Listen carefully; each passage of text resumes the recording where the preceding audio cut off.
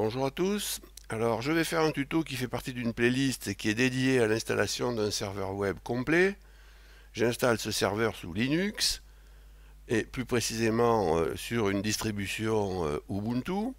Alors dans le tuto précédent j'ai installé PHP et MySQL et dans ce tuto je vais installer PHP-MyAdmin. Il y a donc une relation forte entre ce que j'ai fait dans le tuto précédent et celui que je vais faire. Bon, pour ceux qui n'ont pas fait le tuto précédent, je rappellerai ce qui a été fait et bon, vous n'aurez pas de soucis de compréhension. Alors, je vais commencer par me connecter à mon serveur Ubuntu, le mot de passe,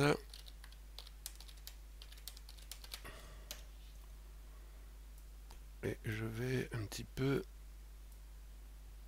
agrandir ça. Voilà, je suis prêt. Alors j'ai remarqué lorsque je me suis connecté qu'il y avait 2-3 mises à jour à faire, donc je les ai faites, pas de souci. Donc là je me lance dans l'installation de PHP-MyAdmin. Alors sudo apt install de PHP-MyAdmin. Yes. Est-ce que je veux continuer? Oui.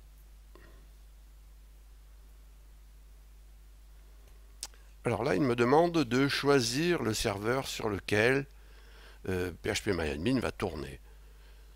D'accord. Donc tel que c'est écrit là, on se plante. La première fois que je l'ai fait, je me suis planté. Alors, il faut choisir un serveur. Pour ça, il faut appuyer sur la touche espace.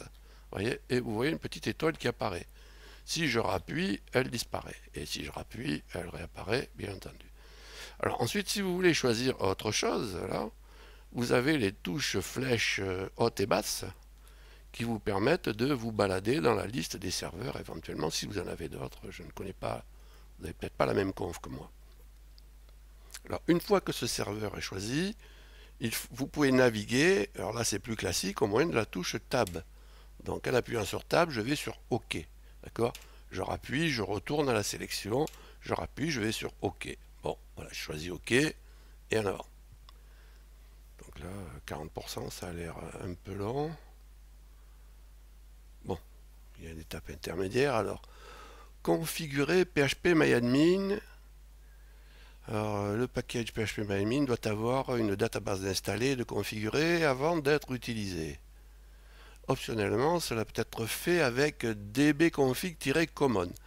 Alors, dbconfig-common, qu'est-ce que c'est? C'est une interface, on va dire, entre les paquets, alors les paquets installés, hein, les archives, hein, et les bases de données. Et ça permet au paquet de configurer les bases de données de manière automatique.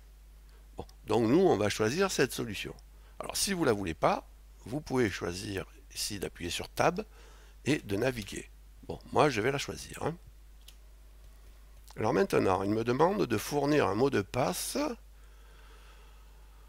alors oui, ce qu'il fait, c'est qu'il va créer un utilisateur sur le serveur de base de données. D'accord?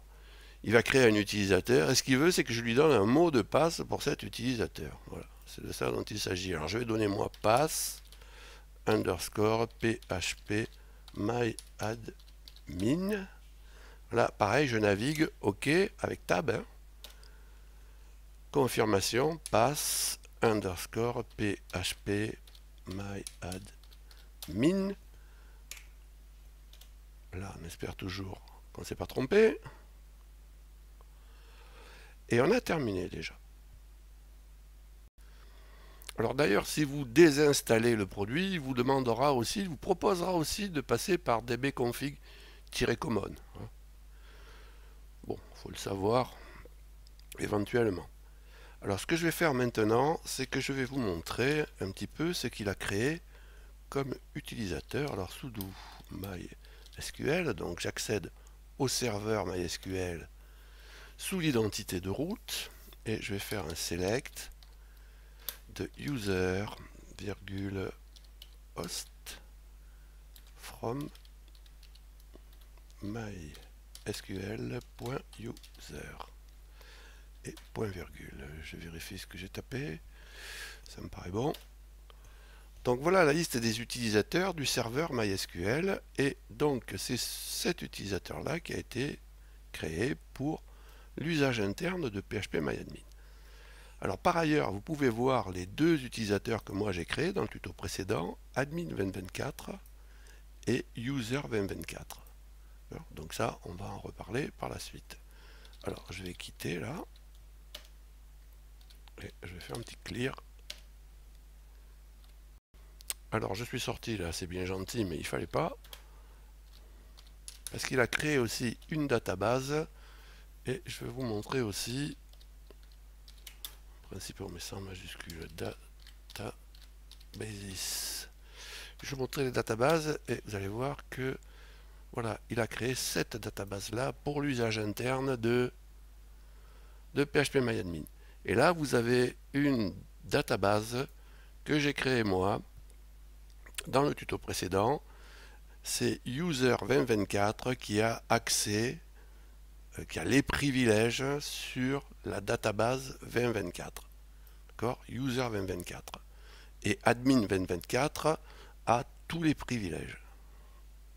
Donc là, cette fois, je sors et c'est bon. Alors maintenant, qu'est-ce qu'on va faire? Eh bien, puisque PHP-MyAdmin est installé, eh bien, on va prendre un petit navigateur et on va essayer d'y accéder. https://www.tuto-dev-web.fr/php-myadmin. Je me suis pas trompé. Non, pour une fois, je me suis pas gouré. Bien, donc là, on accède à l'interface. On va y revenir. Alors, ce que je veux dire là, c'est que, vous voyez, c'est toujours localisé avec le même nom, si vous voulez. Donc, il suffit de connaître le nom de domaine, et puis de taper PHP-MyAdmin derrière, et on accède à l'interface d'administration des bases de données de ce domaine. Alors, c'est pas super comme sécurité, si vous voulez. Alors, ce qu'on peut faire au minimum, c'est changer le nom. Et c'est ce qu'on va faire. Alors pour changer de nom, on va prendre un fichier en édition, sudo vi de /etc /phpMyAdmin /apache.conf. Je vérifie. phpMyAdmin apache.conf, oui. Alors il faut changer le nom de cet alias là, vous voyez. Le PHP-MyAdmin que l'on tape là, c'est celui-ci. Alors je vais enlever ça. Et je vais mettre par exemple insert dtb je vais l'appeler dtb-myadmin. D'accord? Donc là, je sauvegarde, je quitte. OK, et je vais recharger sudo systemctl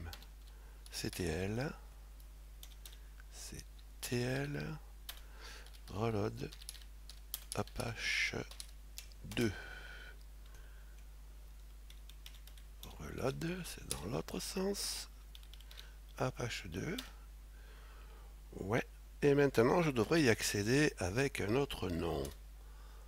Alors, c'est pas ce que je cherchais. Ce que je cherche, c'est ici. Alors, je vais taper https:// titre dev web. Alors là, on ne devrait plus trouver, c'est normal, c'est plus le même. Et là, je devrais taper dtb myadmin. Et là, maintenant, on le trouve à un autre endroit. Voilà. Alors, qu'est-ce qu'on va faire maintenant? Comment travailler? Oui, c'est vaste question. Alors, c'est comment travailler avec le couple MySQL et PHP-MyAdmin. Alors, première chose à dire, c'est que, putain, ça claque ça, on prend ça dans la figure. Alors, la première chose à dire, c'est que le seul accès root, ou tout au moins la seule exécution en tant que root, elle se fait en ligne de commande. Hein? D'accord? Il n'y a pas d'accès root depuis PHP-MyAdmin. Ici, là, utilisateur root, il faut un mot de passe. Il n'y en a pas. Hein, sur Ubuntu, il n'y a pas de mot de passe de root, donc vous n'accéderez pas à root depuis PHP-MyAdmin. D'accord? Ça, il faut déjà le dire. Alors, la bonne façon de se connecter, à PHPMyAdmin, c'est d'utiliser les utilisateurs que j'ai créés à cet effet dans le tuto précédent, à savoir admin 2024 et user 2024. Vous avez vu qu'il y a d'autres utilisateurs, mais qui sont à usage interne. Donc je vais commencer par admin 2024. Le password, je lui avais donné pass underscore admin 2024. J'espère que je ne me suis pas trompé. Magnifique. Donc là, j'ai un utilisateur qui a tous les privilèges. Si j'ai envie de créer une nouvelle database, DTB 26, hein, je mets un peu ce que je veux là, bah, il la crée. En particulier, si j'ai envie ici